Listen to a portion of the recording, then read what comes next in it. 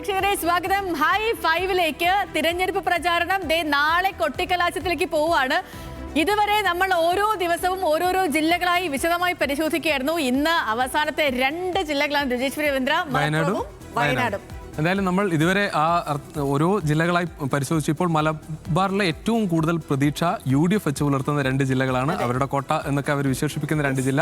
അതിൽ എത്രത്തോളം seat LDF പിടിക്കും എന്നതാണ് ഒരുപക്ഷെ ഈ ആകം മൊത്തം സീറ്റുകളുടെ കണക്കിൽ LDF-നും UDF-നും കൃത്യമായി അവർക്കൊരു എഡ്ജ് ആർക്കാണെന്ന് തീരുമാനിക്കപ്പെടുന്ന 2 ജില്ലയാണ്. എന്തായാലും വിശദമായി നോക്കാം. നമ്മൾ ആദ്യം വയനാട്ടിലേക്കാണ് പോകുന്നത്. വയനാട് കേരളത്തിൽ ഏറ്റവും കുറവ് നിയമസഭാ മണ്ഡലങ്ങളുള്ള ജില്ലയാണ്. പക്ഷേ ഇഞ്ചോടിഞ്ച് പോരാട്ടം നടക്കുമ്പോൾ ഓരോ മണ്ഡലവും മുന്നണികൾക്ക് പ്രധാനവുമാണ്. നോക്കാം വയനാട് ആർക്കൊപ്പം.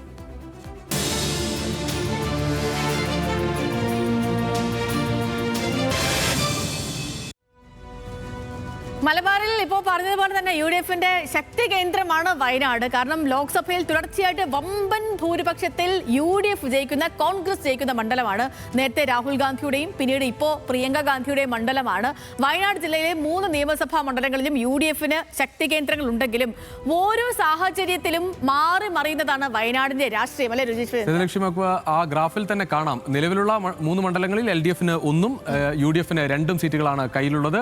നേരത്തെ 2016 സമാനമായ ഒരു സാഹചര്യമായിരുന്നു ഉണ്ടായിരുന്നത്. എന്നാൽ 2011-ൽ 3 സീറ്റും UDF തൂത്തുവാരി. സത്യത്തിൽ ആ ഒരു ഭരണം UDF-ലേക്ക് ഉറപ്പിച്ച ഒരു ജില്ലയാണ് വയനാട് അന്ന്. നമുക്ക് ഓരോ മണ്ഡലങ്ങളും വിശദമായി തന്നെ നോക്കേണ്ടതുണ്ട്. 3 മണ്ഡലങ്ങൾ അതേപോലെ ചെറിയ ജില്ലയാണ്. മാത്രമല്ല 3 മണ്ഡലങ്ങൾ മാത്രം, ചെറിയ ജില്ല എന്ന് പറയാൻ പറ്റില്ല എങ്കിലും 3 മണ്ഡലങ്ങളുള്ള നിയമസഭയുടെ കാര്യത്തിലേക്ക് വരുമ്പോഴത്തേനും ഇപ്പം ആദ്യം വയനാട്ടിൽ നിന്ന് അങ്ങ് തുടങ്ങിയേക്കാം, അല്ലെ? വയനാട് വിശദീകരിച്ച് പോകുമ്പോൾ ആദ്യം വയനാട്ടിലെ ഏറ്റവും പ്രധാനപ്പെട്ട മണ്ഡലം മാനന്തവാടിയിലേക്ക് പോവുകയാണ്. OR Kelu CPI മന്ത്രിമണ്ഡലം. OR Kelu CPI-ന്റെ സ്ഥാനാർത്ഥിയെ മത്സരിക്കുന്നു. ഉഷാ വിജയൻ കോൺഗ്രസിന്റെ സ്ഥാനാർത്ഥിയെ മത്സരിക്കുന്നു. P ശ്യാംരാജ് BJP സ്ഥാനാർത്ഥി. നമുക്ക് ആ ഭൂരിപക്ഷം കാണാം. വയനാട്ടിലെ എല്ലാ മണ്ഡലങ്ങളിലും സമാനമാണ് അവസ്ഥ. വലിയ ഭൂരിപക്ഷത്തിൽ ജയിച്ച ഒരു കോട്ട എന്ന അർത്ഥത്തിലല്ല കാണേണ്ടത്. കാരണം UDF-ന് കോട്ട എന്ന് പറയുന്ന സമയത്ത് പോലും ഈ മണ്ഡലങ്ങളൊക്കെ ഈ തരത്തിൽ തന്നെയാണ് ഭൂരിപക്ഷം ഉണ്ടാകാറുള്ളത്. 10,000-ൽ താഴെ ഭൂരിപക്ഷമാണ്. പക്ഷേ നമുക്കറിയാം ഒരു OR കേളു ഒരു ക്ലീൻ ഇമേജ് ഉള്ള ജനകീയനായ മാനന്തവാടിയൊക്കെ സംബന്ധിച്ചിടത്തോളം എല്ലാവർക്കും വളരെ പോസിറ്റീവ് അഭിപ്രായമുള്ള, ആരോടും മുഷിയാത്ത, എല്ലാ കാര്യങ്ങളിലും ഇടപെടുന്ന. നമ്മൾ സഭ പലപ്പോഴും LDF-ഉമായൊക്കെ പരസ്യമായി തന്നെ പോരടിക്കുന്നതൊക്കെ നമ്മൾ കാണാറുണ്ട്. പക്ഷേ നമ്മൾ OR കേളുവിന്റെ പേരിൽ അവിടെ ഈ അർത്ഥത്തിൽ സഭയുടെ ഭാഗമായുള്ള ആളുകളൊക്കെ തന്നെ വളരെയധികം ഈ തെരഞ്ഞെടുപ്പ് പ്രചാരണം തുടങ്ങുമ്പോൾ തന്നെ ആ പ്രസംഗങ്ങളൊക്കെ വളരെ വൈറലായത് നമ്മൾ കണ്ടു. ഉഷാ വിജയൻ എന്തായാലും കോൺഗ്രസ് ആ മേഖലയിൽ കോൺഗ്രസ് ഒരു തിരിച്ചുവരവ് ശ്രമിക്കുകയാണ്. നേരത്തെ PK ജയലക്ഷ്മി ജയിച്ച ഒരു മണ്ഡലമാണ്. അവിടെ ഒരു വനിതാ സ്ഥാനാർത്ഥിയെ തന്നെ ആ മേഖലയിലുള്ള വോട്ട് ഉറപ്പിക്കാൻ പറ്റുന്ന ഒരു സ്ഥലം അവിടേക്ക് കൊണ്ടുവരികയാണ്. നമുക്കറിയാം P ശ്യാംരാജ് എത്ര വോട്ട് പിടിക്കും എന്നത് ഈ മാത്രമല്ല ഇപ്പൊ നമ്മൾ ഇന്ന് സംസാരിക്കുന്ന 2 ജില്ലകളും വയനാടാണെങ്കിലും മലപ്പുറം ആണെങ്കിലും രണ്ടിടത്തും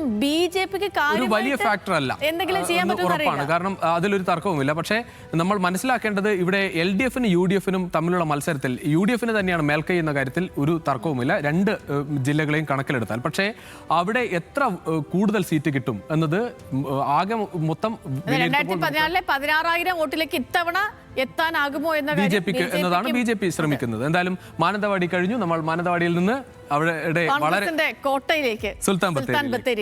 സുൽത്താൻ ബത്തേരി ഏറ്റവും പ്രധാനപ്പെട്ട മത്സരം നടക്കുന്ന ഒരു സ്ഥലം. IC ബാലകൃഷ്ണൻ കോൺഗ്രസിന്റെ സ്ഥാനാർത്ഥിയായി സിറ്റിംഗ് MLA 11,198 ഭൂരിപക്ഷത്തിനാണ് കഴിഞ്ഞ തവണ ജയിച്ചത്.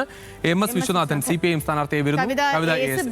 ഇവിടെ ഇത്തവണ സുൽത്താൻ ബത്തേരിയിൽ വരുമ്പോഴത്തേനും IC ബാലകൃഷ്ണൻ തന്നെയാണ് ശ്രദ്ധാകേന്ദ്രമായിട്ട് വരുന്നത്. IC ബാലകൃഷ്ണൻ ഈ ഒരു ഭൂരിപക്ഷം കിട്ടുമോ ഇല്ലയോ എന്നുള്ളത്. കാരണം പാർട്ടിയെ തന്നെ കോൺഗ്രസ് പാർട്ടി ഇതിപ്പം ജില്ലയിൽ മാത്രമല്ല, വയനാട് ജില്ലയിൽ മാത്രമല്ല സംസ്ഥാനത്തൊട്ടാകെ ചർച്ച ചെയ്ത വിഷയങ്ങളൊക്കെയും ഉണ്ടായി. അതും IC ബാലകൃഷ്ണൻ NM വിജയന്റെയും മകന്റെയും ആത്മഹത്യയുമായി ബന്ധപ്പെട്ട് IC ബാലകൃഷ്ണന്റെ പേര് എഴുതി വെച്ചാണ് ആത്മഹത്യ നടന്നത്.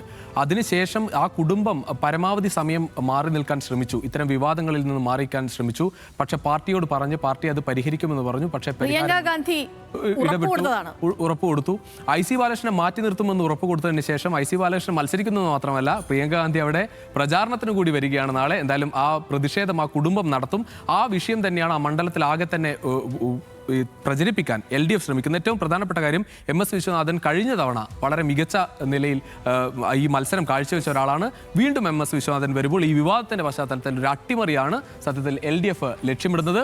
കവിത നമ്മൾ നേരത്തെ പറഞ്ഞതുപോലെ വോട്ടുയർത്തുമോ എന്നുള്ളതാണ് കവിതയെയും സംബന്ധിച്ചുള്ള ഒരു പ്രതീക്ഷ. ഇപ്പം CK ജാനുവിന്റെ കാര്യം ഇപ്പൊ ബത്തേരിയിൽ സീറ്റൊക്കെ ചോദിച്ചിരുന്നു. തീർച്ചയായും അത് വലിയ തരത്തിൽ ചർച്ചയാവുകയും ചെയ്യും. പ്രത്യേകിച്ച് CK ജാനു, നമ്മൾ മനസ്സിലാക്കേണ്ടത് CK ജാനുവിന്റെ പേര് നമ്മൾ ആദ്യം കേൾക്കുന്ന സമയത്ത് UDF സർക്കാരായിരുന്നു കേരളത്തിൽ ഉണ്ടായിരുന്നത്. അവിടെ UDFിലേക്ക് തന്നെ CK ജാനു പോകുന്ന ഒരു ഘട്ടം വന്നത് VD സതീശന്റെ കൃത്യമായ ഒരു ഇടപെടൽ അവർ നടത്തിയ ഒരു ചർച്ചയുടെ ഭാഗമാണ്. പക്ഷേ VD സതീശൻ ഒരു സീറ്റ് കൊടുക്കാൻ ആഗ്രഹിച്ചുവെങ്കിൽ കൂടി കോൺഗ്രസിന് മറ്റ് പല കാരണങ്ങൾ കൊണ്ട് CK ജാനുവിന് സീറ്റ് കൊടുക്കാൻ പറ്റാത്തൊരു സാഹചര്യത്തിലേക്ക് പോയി. പക്ഷേ CK ജാനു ഇപ്പോഴും പിന്തുണ UDFിന് തന്നെ നൽകുകയാണ്. അതൃപ്തി പരസ്യമാക്കുകയും ചെയ്തായിരുന്നു. എന്തായാലും അവരൊരു CK ജാനു ഫാക്ടറൊക്കെ ഇതിൽ എഫക്ട് ചെയ്യോ ഇല്ലയോ ഏതെങ്കിലും ഒരുപക്ഷെ CK ജാനു ആണ് മത്സരിച്ചത് എങ്കിൽ കുറച്ചുകൂടി എളുപ്പമാകുമായിരുന്നു UDFിന് കാര്യങ്ങൾ. ഇത്രയും വിവാദങ്ങളിലേക്ക് കാര്യങ്ങൾ കൊണ്ടുപോകില്ല എന്ന് തോന്നുകയാണ്. എന്തായാലും സുൽത്താൻ ബത്തേരിയും വലിയ തരത്തിൽ പോരാട്ടം ഉള്ള ഒരു മണ്ണായി മാറുകയാണ്. കൽപ്പറ്റയിലേക്ക് ഈ കൽപ്പറ്റയും കൂടെ ഉള്ളൂ വയനാടിനെ സംബന്ധിച്ചിടത്തോളം. കൽപ്പറ്റയിൽ നമുക്കറിയാം സിറ്റിംഗ് MLA ടി സിദ്ദിഖ് തന്നെയാണ് ഇത്തവണയും കോൺഗ്രസിന് വേണ്ടി ജനവിധി തേടുന്നത്. PK അനിൽകുമാർ RJDക്ക് വേണ്ടി, പ്രശാന്ത് മലവയൽ BJPക്ക് വേണ്ടി. അദ്ദേഹത്തിന്റെ ഭൂരിപക്ഷം 5470 ആയിരുന്നു. രജീഷ് ശിവേന്ദ്രൻ, നമ്മളിപ്പം വയനാടിനെ ആകെ ഇപ്പം നമ്മൾ ഈ സുൽത്താൻ ബത്തേരിയും അതേപോലെ മാനന്തവാടിയും കൽപ്പറ്റയും ഒക്കെ പറയുമ്പോഴും വയനാടിനെ സംബന്ധിച്ച് ആകെ ഇത്തവണത്തെ ശ്രദ്ധാകേന്ദ്രം ഒരു വലിയ ദുരന്തത്തെ അതിജീവിച്ച് വന്ന ഒരു നാട്. ആ നാട് അതിനുശേഷമുള്ള ഒരു നിയമസഭാ തെരഞ്ഞെടുപ്പിലേക്ക് പോകുമ്പോൾ അവർ എങ്ങനെ അതിനോട് റിയാക്ട് ചെയ്യും, എങ്ങനെയായിരിക്കും അവരുടെ വിലയിരുത്തൽ, ജനവിധി എന്നുള്ളത് ഏറെ നിർണായകമാകും. ഈ വയനാട് പുനരധിവാസവുമായി ബന്ധപ്പെട്ട് ഏറ്റവും കൂടുതൽ ചർച്ചയാകാൻ പോകുന്നത് കൽപ്പറ്റ മണ്ഡലം തന്നെയാണ്. അവിടെ ടി സിദ്ദിഖ് ആ സമയത്ത് ആ ദുരന്തം ഉണ്ടായ സമയത്ത് ഇടപെട്ടത് നമ്മൾക്ക് അറിയാം. പക്ഷെ അതിനുശേഷം ഉണ്ടായ വിവാദങ്ങളിലൊക്കെ ടി സിദ്ദിഖിന്റെ പേരുമുണ്ട്. പ്രത്യേകിച്ച് ഏറ്റവും സിദ്ദിഖിന്റെ ഇടപെടൽ ഒട്ടും കുറച്ച് കാണാമല്ലോ.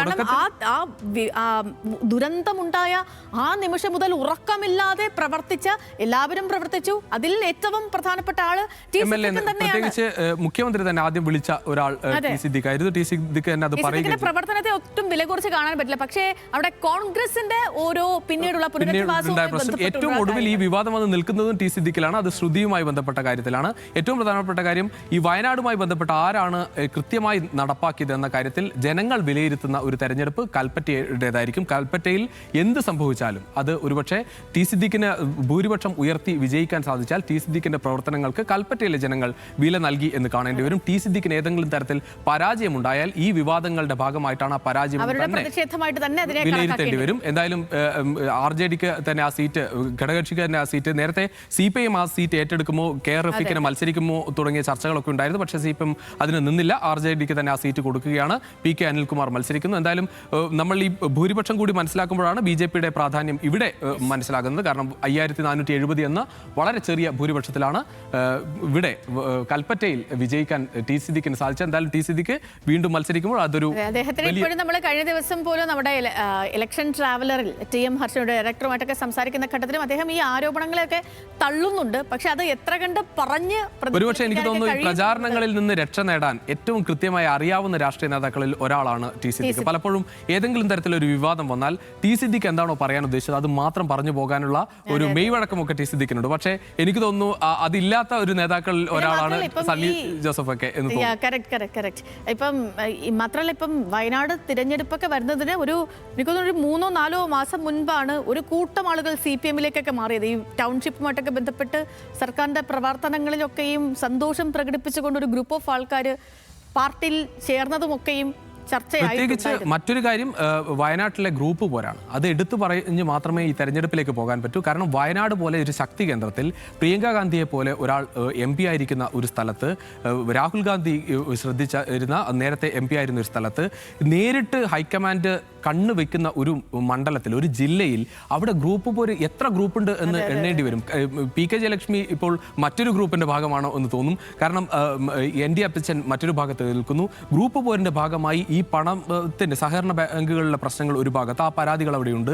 വലിയ കുറെ പ്രശ്നങ്ങളുണ്ട്. ഇതൊക്കെ പൊതുജനങ്ങൾ ചർച്ചയാക്കുമോ ഇല്ലയോ, പുനരധിവാസ പ്രശ്നങ്ങൾ എങ്ങനെ ബാധിക്കും എന്നുള്ളതും കൽപ്പറ്റയുടെ ജനവിധി തീർച്ചയായും അത് നമ്മൾ ഈ പറഞ്ഞതുപോലെ ഏത് തരത്തിലാണോ ജനവിധി വരുന്നത് അത് ആ തരത്തിൽ തന്നെ ചർച്ചയാകും, വിലയിരുത്തലും ആയിത്തീരും. അപ്പം വയനാട് ഇത്രയേ ഉള്ളൂ ഗൈസ്. കാരണം വളരെ ആകെ 3 മണ്ഡലങ്ങൾ മാത്രമുള്ള ജില്ല, കുറച്ച് വലുതാണെങ്കിലും ആകെ 3 മണ്ഡലങ്ങളേ ഉള്ളൂ. കാര്യമായിട്ട് പറയാനും പ്രത്യേകിച്ചൊന്നുമില്ല. ഇതെല്ലാം UDFന്റെ കോട്ടകൾ കൂടിയൊക്കെയാണ്. അപ്പോൾ ഈ കോട്ടകളൊക്കെ പൊളിയോ ഇല്ലയോ എന്നുള്ളതും അടുത്തറിയണം. ഇനിയിപ്പോൾ